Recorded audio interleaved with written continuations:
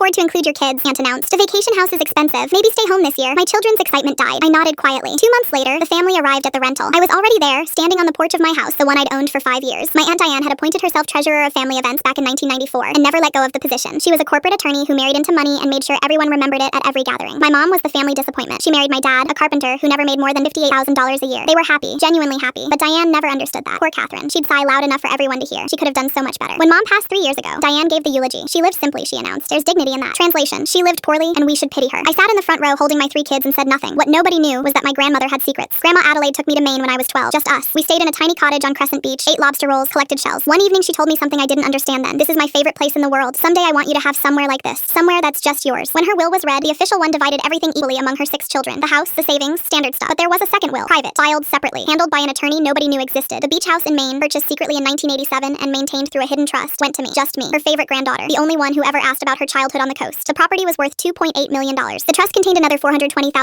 My grandmother had been quietly wealthy in ways nobody suspected. Not her children. Not even my grandfather before he died. She wanted you to have something that was yours, the attorney explained. Something nobody could take or diminish. I kept it private for 5 years. Through my marriage to Marcus, a high school teacher. Through the births of Emma, Lucas, and Sophie. Through every family gathering where Diane reminded everyone of my modest circumstances. Poor Catherine's daughter, following in her mother's footsteps. Nobody knew I was a millionaire. The annual family vacation tradition meant renting a big house somewhere scenic. Diane controlled the accounting. Somehow the division always favored her interpretation of fairness. This year, 18 people planned to attend. Diane called a meeting to discuss costs. My kids had been planning for months. Emma, 12, researched hiking trails. Lucas, 9, practiced swimming to show his cousins how much he'd improved. Sophie, 6, drew pictures of sandcastles she wanted to build. Then Diane made her announcement. We can't afford to include your kids. Adding 3 children would throw off everyone's budget. Maybe stay home this year. I looked around the room. My cousins, their spouses, Diane's children, Robert's family. Nobody objected. Nobody suggested alternatives. Nobody seemed bothered that 3 children were being excluded from their own family. Okay, I said quietly. We'll stay home. I'm glad you understand, Diane smiled. It's just practical. Nothing personal. Nothing personal. As if excluding children from their family could ever be anything but personal. My kids cried the entire drive home. Why doesn't Aunt Diane want us? Sophie asked through tears. Sometimes adults make decisions that aren't about you, I said. They're about being small and scared and wrong. Will we ever see the beach? Actually, sweetheart, I have a surprise, but it has to stay secret for a while. 3 days later, I got a notification from my property management company. Booking confirmed. Sandpiper Cottage, July 15th, 22. Party of 18. Total $15,000. Guest name, Diane Patterson. My aunt had rented my house for the vacation she'd excluded my children from. For 2 months, I said nothing. Let them plan. Let them order matching family shirts without my kids' names. Let them create group chats I wasn't added to. July 15th. I drove up with Emma, Lucas, and Sophie at sunrise. We unpacked, made breakfast, built sandcastles on my beach. At 3 p.m., a caravan of SUVs pulled into the driveway. Diane stepped out first, designer sunglasses, linen pants, ready to play matriarch for a week. Then she saw me, standing on the porch, arms crossed, my 3 excluded children playing in the sand behind me. What are you doing here? Her voice was ice. I held up a deed. Welcome to my house, Aunt Diane. The one Grandma left me 5 years ago. The one you just paid $15,000 to rent. 18 family members stood frozen in that driveway. The property management company has a strict no refund policy. I continued. But don't worry, I've already donated your payment to the Children's Hospital in Mom's name. You know, poor Catherine. Diane's face cycled through confusion, rage, and something I'd never seen from her before. Fear. The family found a Holiday Inn 20 minutes inland. $189 per night. No ocean view. We had a wonderful week.